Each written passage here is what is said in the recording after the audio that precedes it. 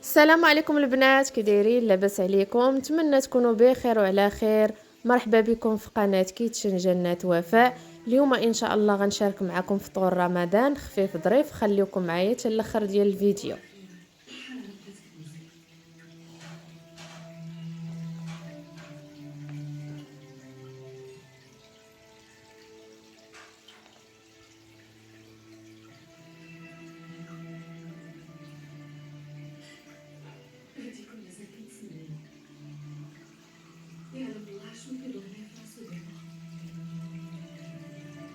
ودابا غندوزو نحضروا بريوات بالكفته.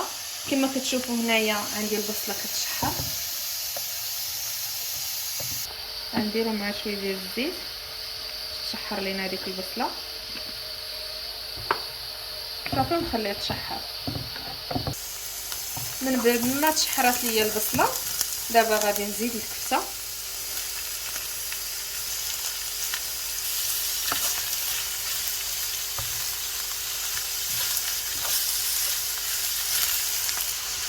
ودابا نضيف خيزو اللي شديتو حطيتو بحال هكا رقيق. دابا غنديرو الملحه، غنضيفو البزار، غنزيدو التحميره، وغنزيدو التوابل ديال الكفته. غنخلطو كلشي مزيان ونخليهم يتشحروا ونرجع معكم. دابا غندوزو نحضروا الحشوه ديال السيدار. كما كتشوفوا هنايا عندي البصله كتشحر مع شويه ديال الزيت، نخليها تشحر مزيان ونرجع معكم. ودابا غنضيفوا الفلفله حمراء والفلفله خضراء حتى هما يتشحروا مع البصله مزيان.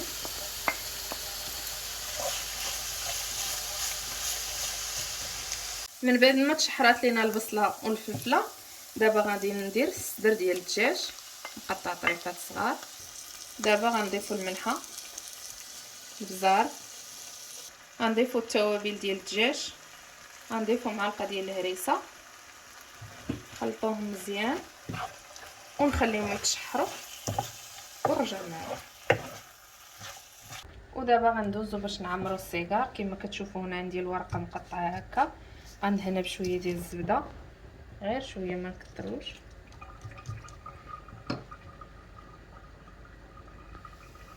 ونحطوا الحشوه،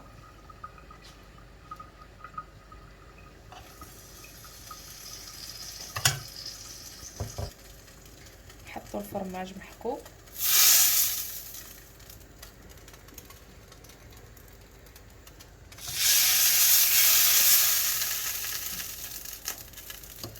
ونبداو نلفوا فيها على شكل سيجار.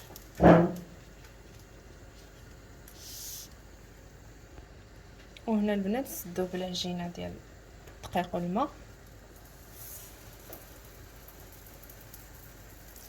صافي. نستمر هكا تنشكلهم سيجارات كاملين ونرجع معكم. كتشوفوا هنايا عندي الورقه قطعتها هكا طويله، غندهنها بشويه ديال الزبده،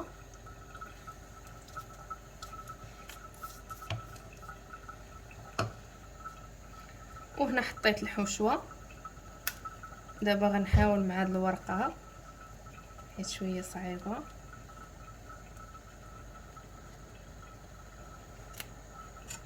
وغادي نبدا نطوي على شكل بريوه.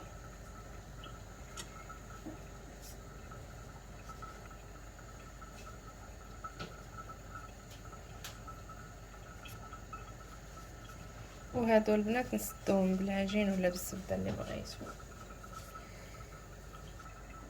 غادي نستمر هكا تنسالي البريوات ديالي ومن بعد نقليهم في الزيت. دابا البنات غندوزو باش نحضروا المول ديال الدجاج. كما كتشوفوا هنايا عندي الدجاج غسلته بالملحه والحامض، غنزيد عليه الثومه وغنزيد عليه الحامض. دابا غندوزو نديرو اليوغور طبيعي، غنضيفو الملح على حسب، غنضيفو البزار، غنضيفو التحميره، غنضيفو سكينجبير، غنضيفو الخرقوم، غنضيفو التوابل ديال الدجاج، غنضيفو معلقه ديال لاموطاد، وغنضيفو الزيت، وغنضيفو قزبر مع المعدنوس. غنخلطهم مزيان ونرجع معكم. ودابا غندفعوا الفران باش يطيب. وكما كتشوفوا هذا هو الفطور اللي شاركت معكم اليوم، خفيف ظريف. نتمنى ينال الاعجاب ديالكم، وما تنساوش تابوناو معايا وتخليوا لي لايك. تنقول لكم بصحه فطوركم، واللي جديد عندي في القناه تنقول لكم مرحبا بكم والف مرحبا.